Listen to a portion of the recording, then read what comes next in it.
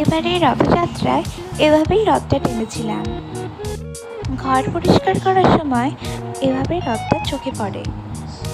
যখন ঘর পরিষ্কার করতেই হবে তখন রথটা কেন না, তো দাদাকে পেপার কিনতে পাঠালাম। দাদা ভুলভাল 50 টাকা খরচা করে চলে এলো, তো তাই আমাকে আবার যেতে হলো।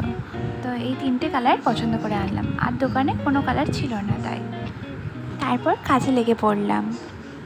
এগুলো দেখে ভাবি তো রেগেই গেল, বলল যে এখন কেন রথ এনেছিস, এখন কি রথের সময়, এখন টানতে নেই, এইসব অনেক কিছু বলে চলে গেল। আমি বললাম রথ তো টানছি না, শুধু সাজাচ্ছি, এতে দোষ কী। তারপর পাটাতনগুলো লাল দিয়েছি বলে এই নিয়ে বলল যে এটা হলুদ দিতে, তাহলে নাকি খুলতো।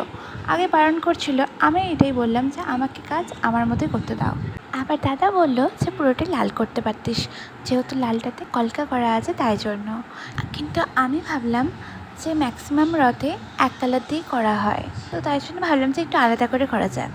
তারপর দেখলাম যে একটু ফাঁকা ফাঁকা লাগছে, আর সেটা দাদা আর মা বলল, যেহেতু ওদের কলকা নিয়ে, আমি বলছিলাম যে কলকা নিয়ে তোদের আপত্তি যখন, তখন আমি কলকা একটু একটু কলকাতা, সেভাবে আমার কাছে কিছু নেই করার মতো, অত আঁকতে গেলে অনেকটা দেরি হয়ে যাবে।